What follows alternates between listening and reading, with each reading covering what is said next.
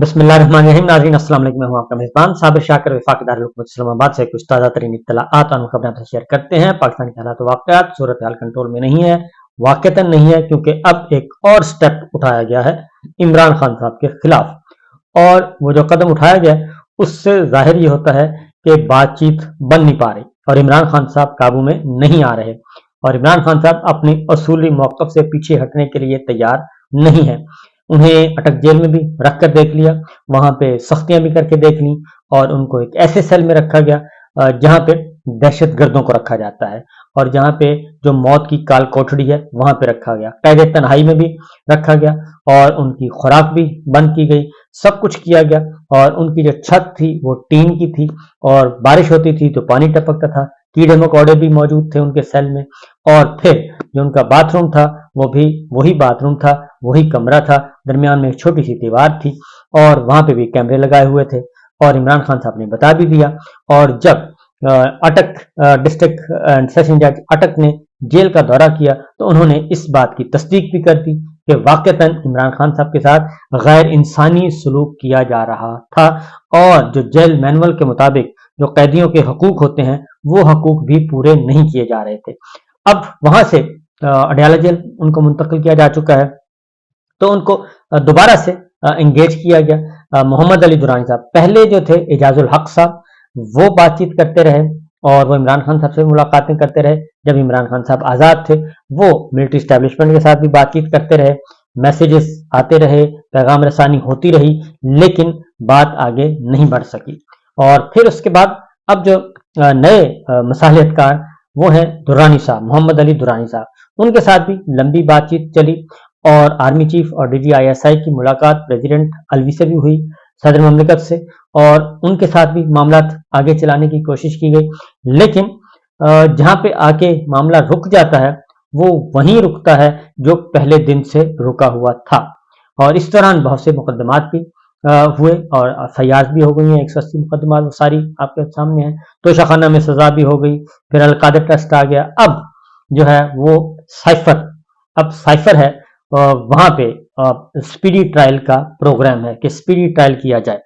अभी तक इमरान खान साहब जो हैं वो ना तो तोशाखाना से घबराए थे और ना ही वो 9 मई के मामलात से घबराने की पोजीशन में है, बल्कि वो 9 मई के हवाले से भी कह रहे हैं कि आप उसका तहकीकात करवाएं और जुडिशल कमीशन के जरिए तहकीकात करवाएं और दूध का दूध पानी का पानी हो जाएगा, या फिर इसका ओपन ट्रायल करें, फ्री एंड फेयर ट्रायल करें और मुझे अपना पॉइंट ऑफ व्यू खुली अदालत में पेश करने का मौका दें, तो भी मैं इसको फेस करने के लिए तैयार हूं।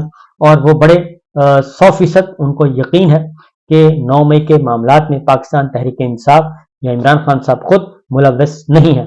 जो भी मुलव्वस है उनको सजा दी जाए, वो इस बारे में कहते हैं। अब कुछ और खबरें भी आ रही हैं और वो खबरें आ रही हैं कि जनाब 9 मई को बुनियादी तौर पे आर्मी चीफ आसिम मुनीर साहब का तख्ता उलटने की कोशिश की गई थी। अब अगर ये बातें मान ली जाएं, अगर ये बात दुरुस्त मान ली जाए, खुदा न खास्ता, कि ये तख्ता उलटने की, तो फिर तो ये अंदर से कोई था जो कि ये काम कर रहा था। और इस बात की तस्दीक मुस्लिम लीग नवाज भी ये बात कह चुकी है कि वो तो असल में 9 मई तो आर्मी, शहबाज शरीफ साहब खुद कह चुके हैं कि 9 मई को, और ये पार्लियामान के अंदर खड़े होकर कह चुके हैं कि वो आर्मी चीफ जो आसिम मुनीर साहब का तख्ता उलटने के लिए था, यानी कि एक बहुत खतरनाक बात कर दी। अब वजाहत मसूद साहब भी ये बात कह रहे हैं कि अगर उसकी तहकीकात हुई तो मामला तो कुछ और ही निकल आएगा और फिर जो किरदार है वो तो अंदर से निकल आएंगे। ये एक खतरनाक खेल। अब वहां पे 9 मई के मामले में क्योंकि 900 कुल टोटल लोगों को जिम्मेदार ठहराया गया GIT रिपोर्ट के मुताबिक, और अभी तक ऑफिशियली कुछ नहीं बताया गया, लेकिन यही जुबान ज़द-ए-आम है कि 900 लोगों को, जिनमें पाकिस्तान तहरीक इंसाफ के चेयरमैन इमरान खान और बाकी रहनुमा भी शामिल हैं। लेकिन बात आगे नहीं बढ़ पा रही, उससे ये सारी चीजें साथ साथ चल रही हैं पैरेलल। उस 9 मई के हवाले से बहुत सारे लोग जो हैं वो लापता हैं और उनमें शेख रशीद साहब हैं, उस्मान डार साहब हैं, फरूख हबीब साहब हैं, अली नवाज हैं, सदाकत अब्बासी साहब हैं। ये सब के सब इस वक्त मिसिंग पर्सन में शामिल हैं। और हसन न्याजी जो हैं उनको किसी कोर्ट ऑफ लॉ में पेश नहीं किया जा रहा और उनके वालिद हफीजुल्लाह न्याजी साहब जो हैं वो उन्होंने बे शुमार journalist, anchor person, civil society के लोग, वकला, उनसे दस्तखत करवा के अपील की है चीफ जस्टिस ऑफ पाकिस्तान जनाब जस्टिस काजी फाइज ईसा साहब से कि 9 मई के तमाम मुल्जमान जो बेगुनाह लोग पकड़े हुए हैं, सियासी कैदी हैं, उन सबको रिहा किया जाए। और अभी तक जस्टिस काजी फाइज ईसा साहब ने इस पे कोई एक्ट नहीं किया। इसी दौरान सदाकत उस्मान डार साहब की वालदा ने कल अपील की है 12 रबीउल अव्वल के मौके पे चीफ जस्टिस ऑफ पाकिस्तान से कि उनके बेटे का कुछ पता नहीं चल रहा, चीफ जस्टिस ऑफ पाकिस्तान आए और उनको बाजियाब करवाएं। ये सारी चीजें इस वक्त चल रही हैं, लेकिन कोई पुरसाने हाल नहीं है। शेख रशीद साहब का रोजाना उनके भतीजे जो है राशिद शफीक बुलेटिन जारी करते हैं और हाई कोर्ट में भी मामला पेंडिंग है, वहां पे भी हियरिंग हो रही है, लेकिन कोई अता पता नहीं मालूम हो रहा। ये सब कुछ चल रहा है। दूसरी जानिब जो उमूरे ममलकत हैं उनमें क्या सूरत हाल चल रही है? अफगान करेंसी जो है वो पाकिस्तान से आगे निकल चुकी है और ये आलमी मालियाती इदारे अफगानिस्तान की तालिबान हुकूमत को, जिसको अभी दुनिया ने तस्लीम ही नहीं किया, वाहिद सफारत खाना अभी खुला है चीन का और दुनिया ने उसको तस्लीम नहीं किया, और चाइना ने बाकायदा तौर पे उनके साथ मुआहदे भी कर रहे हैं, एग्रीमेंट भी कर रहे हैं और तरक्काती काम और बड़े बड़े मेगा प्रोजेक्ट्स और सीपैक में उसको शामिल कर लिया है, बेल्ट एंड रोड इनिशिएटिव में अफगानिस्तान को शामिल कर लिया है और इन्वेस्टमेंट भी हो रही है। तो लेकिन अफगान तालिबान के होते हुए अफगान करेंसी हो गई है मजबूत, 9 दर्जे ऊपर चली गई है और पाकिस्तान की करेंसी कई दर्जे नीचे चली गई है। ये इस वक्त है। अफगान ट्रांजिट ट्रेड को ले लें, वहां पे 180 अरब रुपए का हमें नुकसान हो रहा है, 180 अरब रुपए का अफगान ट्रांजिट ट्रेड से, और क्योंकि वहां पे खुला खाता जी, जो मर्जी कर लें, ये सब कुछ हो रहा है। तो इसी दौरान अब जो अगला काम आया है, इमरान खान साहब के साथ मुज़ाकरात अब बाकायदा तौर पे गैर एलानिया ये तस्दीक कर दी गई है कि मुज़ाकरात नाकाम हो गए हैं और एजाजुल हक साहब भी अभी भी, कल वो चौधरी शुजात साहब से मिले, वो अभी भी इमरान खान साहब के खिलाफ कोई भी बात करने के लिए तैयार नहीं है, क्योंकि वो मुसाहलतकार रहे हैं, मुसाहलत करवाते रहे हैं। अब आते हैं मोहम्मद अली दुरानी साहब की तरफ। मोहम्मद अली दुरानी साहब क्या कहते हैं वो जरा सुन लें कि दुरानी साहब इस बारे में क्या फरमाते हैं कि इमरान खान साहब कमजोर पोजीशन पे हैं या फिर मजबूत पोजीशन में हैं, वो सोच क्या रहे हैं और क्या उनको कोई नुकसान हो रहा है। सुनिए, क्या इमरान खान साहब झुकने के लिए तैयार हैं, ये जरा सुन लें। मैं जहां तक उनको समझता हूँ, मुझे नहीं लग रहा है कि वो जेल से या किसी प्रेशर की वजह से वो पीछे हटेंगे। He has nothing to lose. जितना भी आप उस पर सख्ती करेंगे उसकी पॉपुलैरिटी में इजाफा हो रहा है। ये आपने सुन लिया जी, दुरानी साहब कह रहे हैं मुसाहलतकार थे, मुज़ाकरातकार थे, वो ये कह रहे हैं कि उनकी पॉपुलैरिटी में इजाफा हो रहा है और उनको लूज करने के लिए उनके पास कुछ भी नहीं है और वो ज्यादा स्ट्रांग हो रहे हैं, मकबूल हो रहे हैं। अब दूसरी जानिब 15 जमातों, 15 नहीं बल्कि 20 जमातों का क्या हाल है वो भी आप सुन लें। वो मुस्तफा नवाज खोखर साहब इंडिपेंडेंट, वो अपनी ओपिनियन दे रहे हैं और शाहिद खाकान अब्बासी साहब की और मिफ्ता इस्माइल साहब की मौजूदगी में दे रहे हैं। जरा वो सुन लें, उसके बाद फिर आगे बात करते हैं। अगर डायनामिक्स देखें कि इस वक्त है क्या, एक फंडामेंटल कुछ तब्दीलियां आई हैं ऑन ग्राउंड। चंद दिन पहले ईसीपी ने कुछ डेटा रिलीज किया, 12 करोड़ 70 लाख इस मुल्क के अंदर वोटर है।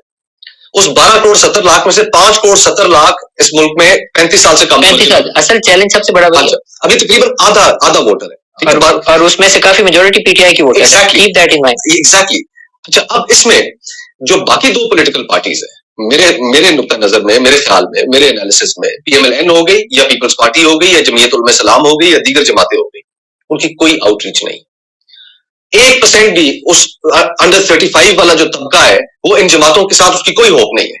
ये मुस्तफा नवाज खोखर साहब, वो सारी बात आपने सुन ली कि नौजवान तबके में से कोई है ही नहीं जो कि 15-20 जमातों के साथ खड़ा हो।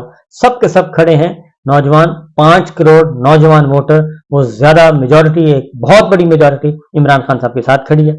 अब ये सारी चीजें हो रही हैं।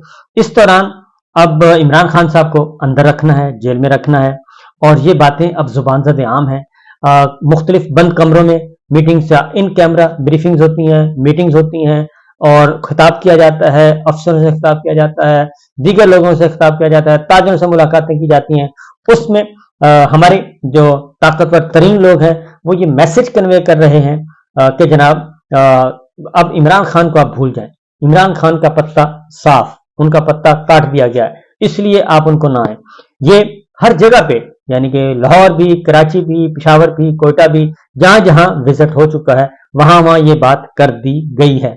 اب اس وقت کیا، اب اگلا وہ القادر ٹرسٹ بھی ہے، وہ بھی بیچ میں رہ گیا، توشہ خانہ بھی ہو گیا.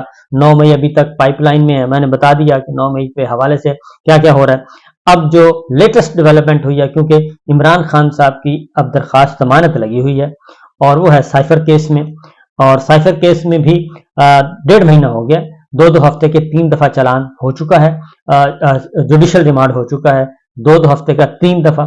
اور اب دوبارہ اگلا تاریخ آنے والی ہے، لیکن اس سے پہلے 3 اکتوبر کو اسلام آباد ہائی کورٹ میں سائفر کیس میں ضمانت درخواست جو ہے وہ آ چکی ہے اور اس کی ہیئرنگ تھی. اب ہنگامی بنیادوں پہ جو خبر ریلیز ہوئی ہے وہ یہ ہے کہ ایف آئی اے نے چلان آفیشل سیکرٹ ایکٹ کے تحت خصوصی عدالت میں جمع کروا دیا، یعنی کہ ابو الحسنات محمد ذوالقرنین صاحب کی عدالت میں. اور اس میں عمران خان صاحب اور شاہ محمود قریشی صاحب یعنی کہ سابق وزیر اعظم اور سابق وزیر خارجہ کو قصوروار ٹھہرایا گیا ہے. 2 اس میں مرکزی ملزمان رکھے گئے ہیں اور اسد عمر صاحب کا نام ملزمان کی لسٹ میں شامل نہیں ہے اور اعظم خان صاحب کا نام بھی جو ہے وہ لسٹ میں شامل نہیں، بلکہ ان کو گواہوں کی فہرست میں ڈالا گیا ہے. اور ان کو اٹھایا بھی گیا تھا، اعظم خان صاحب کو اٹھا کے اس کے بعد ایک اسٹیٹمنٹ بھی جو ہے ان کا دفعہ 164 کا بیان ظاہر کر کے دیا گیا تھا اور وہ میڈیا پرسنز نے بغیر پڑھے وہ اس کا 164 کا بیان کر دیا تھا، جبکہ اس میں لکھا ہوا تھا یہاں پہ آپ نے فوٹیج چلانی ہے. تو وہ سارا آپ کو سامنے پتہ ہی ہے. تو اعظم خان صاحب کا کو جی گواہ کے طور پہ اور اعظم خان صاحب کا جی 161 اور 164 کا بیان جو ہے وہ چالان کے ساتھ منسلک ہے، 161 کا اور 164 کا بیان. اور عمران خان صاحب نے پہ الزام لگایا گیا جی کہ انہوں نے یہ سائفر اپنے پاس رکھا اور اسٹیٹ سیکرٹ کا غلط استعمال کیا. اب یہاں پہ سوال ہوتا ہے کہ سائفر تو دفتر خارجہ میں پڑا ہے، وہ تو وہاں پہ محفوظ ہے، اور اس کے بعد جو اس کے جو کاپی آتی ہے یا وہ اس کا ترجمہ وغیرہ جو بھی آتا ہے، وہ جو سمری آئی تھی وہ جو ہے وہ تو اگلا جو اجلاس ہوا قومی سلامتی کمیٹی کا اس میں بھی زیر بحث آیا تھا اور وہاں پہ بھی وہ موجود تھا اور سارے وزراء نے بھی دیکھا. یہ اس کے بعد گم ہوا اور اس کے بعد یہ شوشہ آیا تھا کہ جناب گم ہو گیا. اب یہ چیز بھی عمران خان صاحب پہ ڈال دی گئی ہے کہ جناب وہ سائفر اپنے پاس رکھا. سائفر تو سائفر ڈپارٹمنٹ میں پڑا ہے. عمران خان کے انہوں نے cipher copy the, chairman P T I Imran Khan کے پاس پہنچی لیکن واپس نہیں کی گئی. اور شاہ محمود قریشی نے 27 مارچ کی تقریر کی، پھر چیئرمین پی ٹی آئی کی عمران خان کی معاونت کی. یہ چلان کیا جا رہا ہے جی. اور عمران خان صاحب اور شاہ محمود قریشی 27 مارچ کی تقریر کا ٹرانسکرپٹ سی ڈی یہ ساتھ منسلک کر دی گئی ہے اور ایف آئی اے نے 28 گواہوں کی لسٹ چالان کے ساتھ عدالت میں جمع کروا دی گئی ہے اور ان کے 161 کے بیانات بھی ہیں. اور اس میں سیکرٹری خارجہ اسد مجید صاحب کو رکھا گیا ہے، سابق سیکرٹری خارجہ سہیل محمود صاحب کو بھی رکھا گیا ہے. اب اسد مجید صاحب کو تو اس وقت بھی پرائم منسٹر ہاؤس میں دبایا شبایا گیا تھا کہ جب آپ سٹیٹمنٹ تبدیل کرتے ہیں، جو دوسری قومی سلامتی کمیٹی کا اجلاس تھا تو اس نے کہا تھا جناب یہ ہے تو حقیقت. پہلے تو یہ کہتے تھے سائفر ہے ہی نہیں اور اب کہتے ہیں نہیں سائفر حقیقت ہے. وہی جو عمران خان صاحب کہتے تھے، وہی جو شاہ محمود قریشی صاحب کہتے تھے، اب یہ مان گئے ہیں کہ سائفر حقیقت ہے، لیکن وہ سائفر کا ایک پرچہ چوری ہو گیا ہے. تو ایڈیشنل سیکرٹری خارجہ فیصل نیاز ترمزی بھی ایف آئی اے کے گواہوں میں شامل ہے جی. اور سافر وزارت خارجہ سے لے کر وہ ساری کی پوری ایک چین انہوں نے اس میں ڈالی ہوئی ہے. اعظم خان صاحب کے علاوہ اسد عمر صاحب کا بتا چکا ہوں میں، شاہ محمود قریشی صاحب کو کے بارے میں ہے جی کہ عمران خان اور شاہ محمود قریشی کو ٹرائل کر کے سزا دی جائے، یہ اس میں کہا گیا ہے.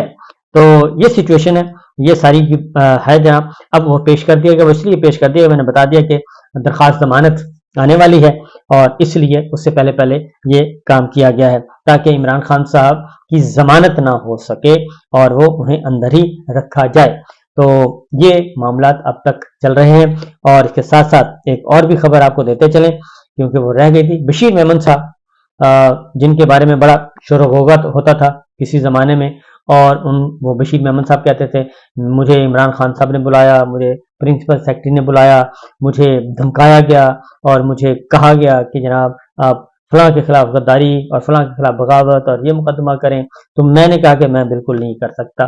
تو اس وقت پاکستان پیپلز پارٹی زرداری صاحب نے بھی کہا کہ آپ نواز شریف صاحب کے ہاتھوں میں کھیل رہے ہیں، آپ ہیں سندھ سے، تو آپ نے سیاست ہی کرنی ہے تو آپ ہمارے پاس آ جائیں۔